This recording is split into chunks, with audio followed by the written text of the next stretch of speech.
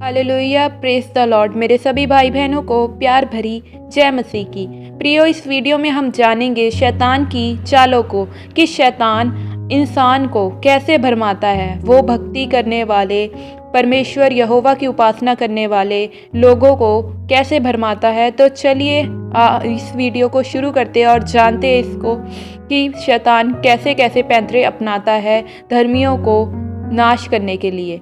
तो सबसे पहले हम देखेंगे बाइबल में कि जब परमेश्वर की, प्रभु यीशु मसीह जी की परीक्षा हुई, उस समय शैतान जब उनके पास आया तो उसने क्या कहा, अगर तू परमेश्वर का बेटा है तो इस पत्थर को कह कि रोटियां बन जाएं। क्या शैतान ये नहीं जानता था कि परमेश्वर जो यीशु है वो सब कुछ करने की ताकत को रखता है? वो जानता था। उसने जानबूझकर शक दिलाया पर यीशु को कि अगर तू परमेश्वर का बेटा है तो कह कि ये जो पत्थर हैं ये रोटियां बन जाएं। पर परमेश्वर जानते थे कि ये शैतान भरमाने के लिए आया है, तो उन्होंने वचन से उसे जवाब दिया। आज हम कैसे शैतान से बच सकते हैं? परमेश्वर यीशु को शैतान ने भरमा लिया, तो फिर हम तो इंसान हैं। आगे हम बाइबल को पढ़ेंगे। फिर जब उसने, शैतान ने तीसरी बार पर प्रभु यीशु को भरमाने के लिए बोला, तू बस एक बार मेरे सामने गिरकर मेरी उपासना कर और मैं तुझे सारा देश, उसने यीशु को सारा देश की शानो शौकत दिखाई कि अगर वो प्रभु यीशु गिरकर शैतान के सामने दंडवत करे तो वो सब कुछ जो उसे दिखाता है दूर दूर तक, वो सब यीशु की हो जाएगी। तो परमेश्वर जो यीशु मसीह थे वो जानते थे शैतान के इरादों को, इसलिए उन्होंने उस शानो शौकत को ठुकरा दिया। यीशु को कोई लालच नहीं थी दुनियादारी की। उसने, शैतान ने कहा, तुझे ना कांटों का ताज पहनना पड़ेगा, ना कोड़े खाने पड़ेंगे, ना ही यातनाएं सहनी पड़ेंगी। शैतान ने सच में यीशु के सामने ये पेशकश रखी थी। ये हम इसलिए कह सकते हैं कि क्योंकि यीशु ने उसकी ये बात काटी कि दुनिया की सारी सरकारें उसकी मुट्ठी में है। शैतान चाहता था कि यीशु यहोवा को छोड़कर उसकी उपासना करे। किसकी? शैतान की उपासना करे।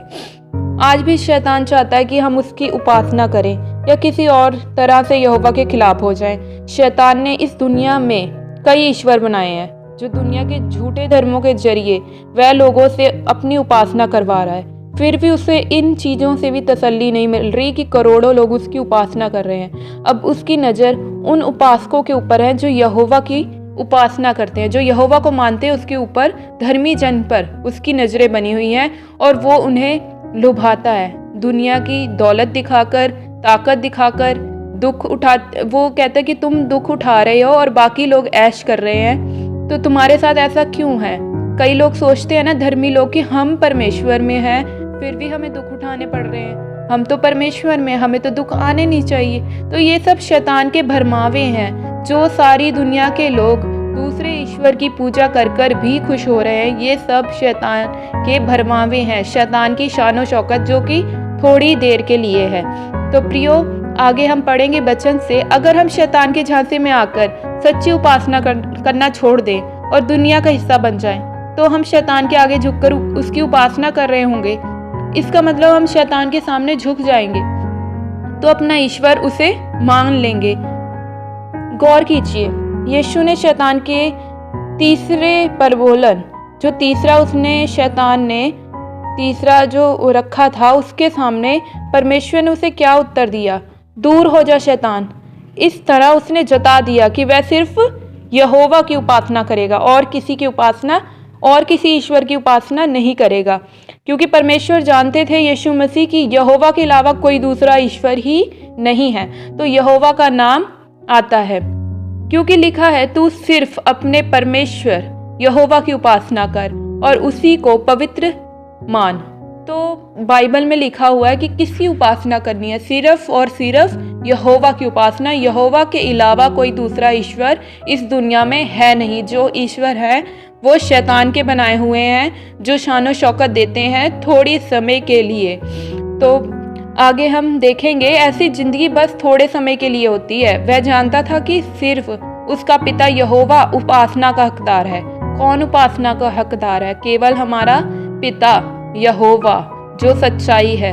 उसे पता था कि अगर वह एक बार भी शैतान की उपासना करे तो वह दुष्ट को अपना ईश्वर मान रहा होगा। यीशु को पता था अगर उसने एक बार भी शैतान की उपासना कर ली तो उसे ईश्वर मान रहा होगा, जो कि ईश्वर है ही नहीं। इसलिए उसने साफ इनकार कर दिया।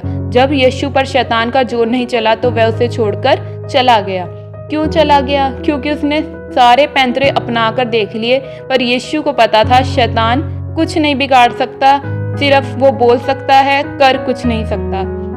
तो मेरे प्रियो, आगे देखते हैं हम शैतान और उसके प्रलोभन को कैसे ठुकराएं। अब वो तो यीशु जी ने, परमेश्वर जी ने ठुकरा दिए, जो भी उसने लुभाने के लिए डाले। अब हमारे ऊपर बात आती कि हम क्या करें। शैतान और ये दुनिया हमें लुभाने की चाहे जो भी कोशिश करे, चाहे अच्छे अच्छे सामान, शान शौकत की चीजें दे, हमें क्या करना है? हमें उन्हें ठुकरा देना है। ये हमारे हाथ में है कि हम क्या करेंगे। यीशु की तरह हमारे पास भी अपना फैसला खुद करने की आज़ादी है, क्योंकि उसने हमें अपने स्वरूप में बनाया है। कोई भी जबरदस्ती हमें सच्ची उपासना करने से रोक नहीं सकती। हमें परमेश्वर यहोवा की उपासना करने से कोई भी दुनिया की ताकत रोक नहीं सकती, यहाँ तक कि ताकतवर शैतान भी नहीं। हालेलुया। जब हम विश्वास में मजबूत रहकर शैतान का मुकाबला करते हैं, जब हम विश्वास में मजबूत रहते हैं, तो हम उससे कह रहे होते हैं, दूर हो जा शैतान, भाग जा शैतान, क्योंकि शैतान का हमारी जिंदगी पर कोई अधिकार नहीं है जब हम परमेश्वर में विश्वास में मजबूत हैं। याद रखिए कि जब यीशु ने शैतान की बात मानने से इनकार कर दिया तो वह उसे छोड़कर चला गया। आमीन। जब हम शैतान की बातों को मानना इनकार कर देंगे, हम नहीं मानेंगे उसकी बात, तो वो भी हमें छोड़कर भाग जाएगा। और बाइबल हमें यकीन दिलाती है, शैतान का विरोध करो और वह तुम्हारे पास से भाग जाएगा। आमीन। God bless you all. आशा करती हूँ आपको ये वचन समझ आया होगा। परमेश्वर आपको बहुतायत से आशीष करे।